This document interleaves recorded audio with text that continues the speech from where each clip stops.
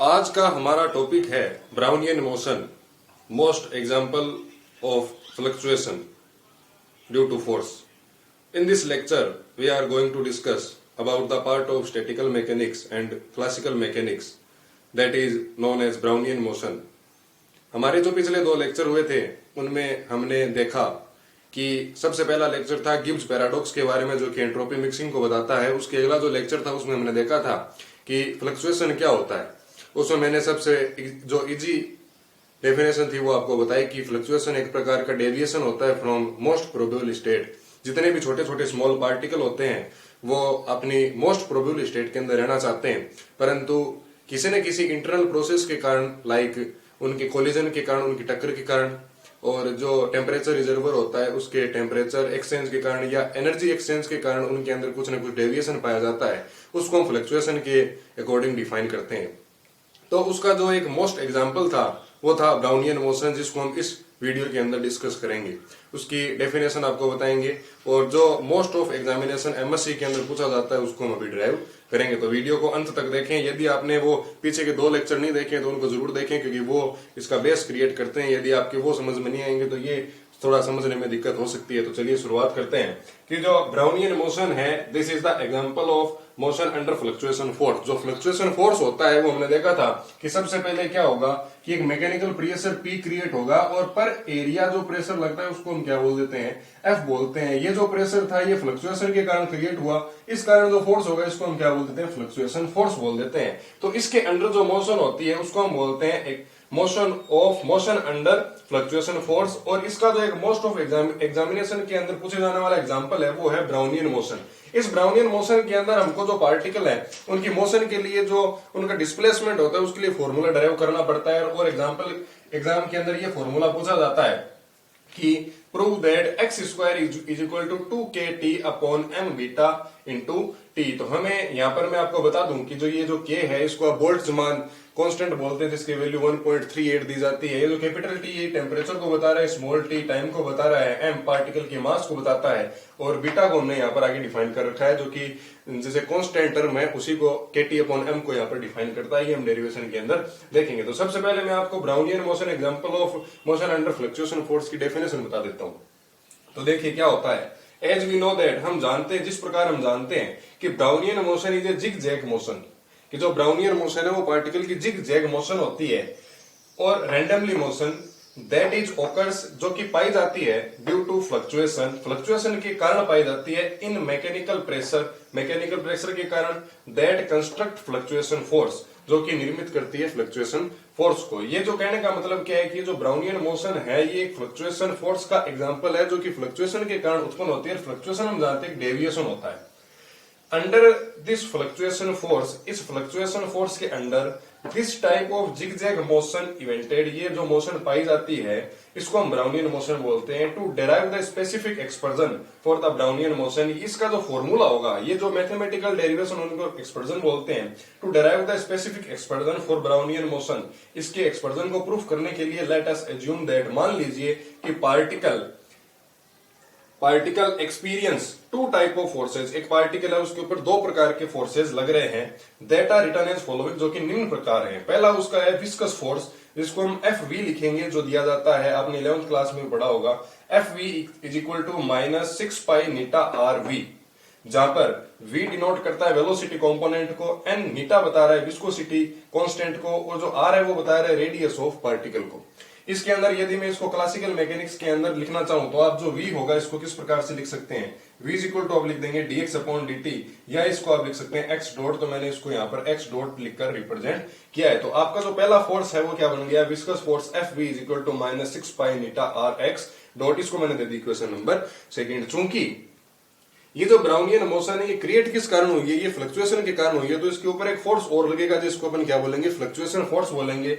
तो second type of force is written as following, fluctuation force denoted by x fluctuation और x FLU. इसको आप इस प्रकार से भी लिख सकते हैं. इसको मैंने दे दी क्वेश्चन नंबर 2. जब ये दोनों फोर्स किसी एक पार्टिकल के ऊपर लगेंगे तो जो इनका नेट फोर्स होगा उसको हम किस प्रकार से देंगे वो देखिए कि then by Newton second law total resultant force may be written as following. जो इस पार्टिकल के ऊपर टोटल फोर्स लग रहा है उसको हम निम्न प्रकार लिख सकते हैं कि जो टोटल फोर्स होगा वो विस्कस फोर्स और फ्लक्चुएशन फोर्स इन दोनों के सम के इक्वल हो जाएगा। तो F equals to F V plus X fluctuation हो गया। Substituting these values from equation first and second, ये जो दोनों वैल्यू थी इक्वेशन 1 और 2 से, इन दोनों को हम इसके अंदर पुट कर देंगे तो टोटल फोर्स बन जाएगा F is equal to minus 6 pi beta R X dot, ये वाली वैल्यू यहाँ पर रख दी, प्लस एक्स फ्लक्चुएशन, ये वाला जो फ्लक्चुएशन का मान था वो मैंने यहाँ पर रख दिया। हम जानते हैं कि जो टोटल फोर्स होता है न्यूटन के सेकंड लॉ से, उसको हम किस प्रकार से लिख सकते हैं, F बराबर कितना होता है एम ए कहने का मतलब है A is equal to D V upon D T, और V को आप क्या लिख सकते हैं dx अपॉन dt, तो ये हो गया d बाई डी टी, और ये आपका हो जाता है dx अपॉन dt, ये हो गया आपका d बाई डी टी। एक बार डेरिवेटिव उसके बाद में एक बार और करेंगे तो ये हो जाएगा x डबल डॉट, तो मैंने इसको यहाँ पर क्या लिख दिया x डबल डॉट लिख दिया। अब ये जो x डबल डॉट है ये इस f की वैल्यू है, जिसको आप ft भी बोल सकते हैं। ft का मतलब है टोटल फोर्स। ये वाली वैल्यू हम यहाँ पर जब सब्स्टिट्यूट करेंगे तो हमारे पास ये इक्वेशन बनेगी mx डबल डॉट, जो कि ये वाली वैल्यू थी, बराबर ये वाला मान माइनस 6 पाई नीटा आर एक्स डॉट माइनस 6 पाई नीटा R X dot plus X fluctuation. ये जो m था इसका पूरी इक्वेशन के अंदर डिवाइड कर दिया तो यहाँ पर बच गया x double dot is equal to minus 6 पाई नीटा R X dot upon m, इसके बट्टे के अंदर m आ गया और x फ्लक्चुएशन के बट्टे में भी क्या आ गया, m आ गया। अब हम क्या करेंगे, ये जो पूरी की पूरी इक्वेशन है इसको स्मॉल x मतलब डिस्प्लेसमेंट से दोनों तरफ मल्टीप्लाई कर देंगे, तो हम देखते हैं कि multiplying this equation by quantity x both sides, तो यहाँ हमारे पास जो x डबल डॉट था इसके साथ जब मैं x से मल्टीपल करूंगा तो मेरे को मिल गया x double dot is equal to minus 6 पाई नीटा आर एक्स डॉट बटे m था ये वाली पद, तो इसके साथ में यहाँ पर आ जाएगा x, ये रहा x, उसके बाद में था x फ्लक्चुएशन अपॉन m, इसके साथ में भी आ गया आपका यहाँ पर m लिखना बाकी है, ये हमने यहाँ पर लिख दिया।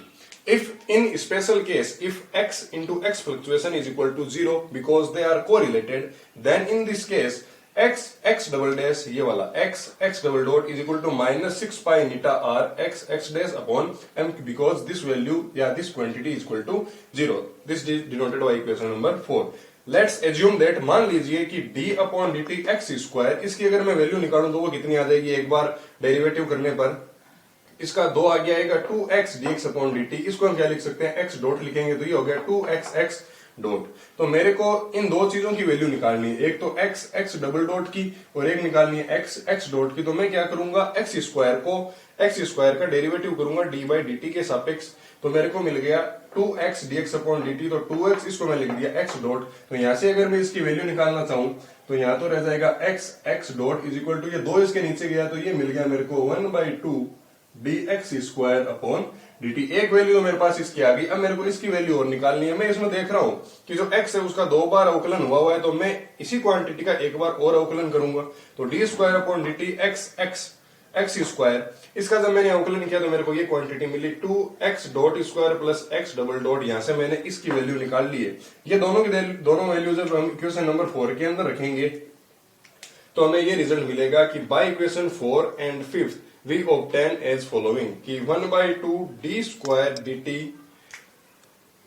इसको आप ऐसे लिख दीजिए, d square dt square x square minus 2x dot square बराबर माइनस 6 पाई नीटा r upon m 1/2 d upon dt x square. ये दोनों की दोनों वैल्यू मैंने इसके अंदर सब्स्टिट्यूट कर दी। अब मान लीजिए कि d upon dt x square की वैल्यू कितनी है आपके पास, x है। ये वाली जो टर्म है इसको मैं x मान लेता हूं, सॉरी अल्फा मान लेता हूं, और ये वाली जो टर्म है इसको हम क्या मान लेते हैं, बीटा मान लेते हैं, जो कि हम आप उसके अंदर पढ़ते हैं बॉम्बार्ड फोर्स के अंदर, आप इसके अंदर पढ़ते हैं।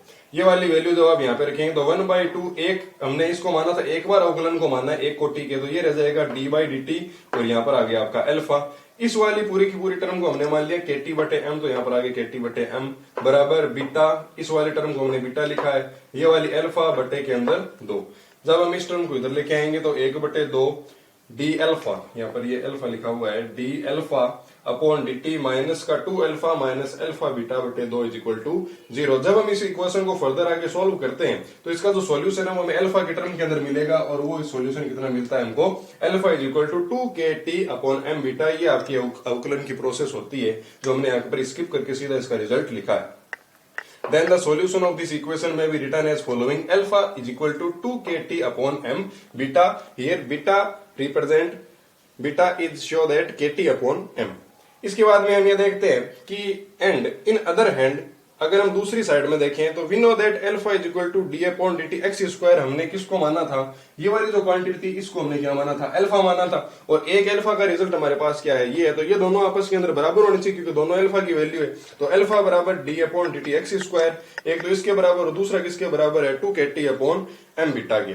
जब ये दोनों क्वांटिटी आपस के अंदर बराबर है तो हम इसको इस प्रकार लिख देंगे, जब इस dt को इधर ट्रांसफर करेंगे तो ये आ जाएगा dx square is equal to 2kt upon M beta dt। दोनों तरफ जब इसको इंटीग्रेट करेंगे तो ये d तो कैंसिल हो जाएगा, यहां से ये डेरिवेटिव इंटीग्रेशन को कैंसिल कर देता है और ये आ जाएगा 2kt m बीटा, इसका आ जाता है यहाँ पर स्मॉल t। यही हमको प्रूफ करना था। तो so this show the displacement in Brownian motion, यही हमारा यहाँ पर प्रूफ था जो हमने यहाँ पर प्रूफ कर दिया है। तो आप इस वीडियो को लिखिए, अपने नोट्स बनाइए और एग्जाम की पॉइंट ऑफ व्यू से इसको बड़े ही सरल तरीके से इसको याद कर सकते हैं। तो मैं आशा करता हूँ कि आपको ये वीडियो पसंद आई होगी। धन्यवाद दोस्तों।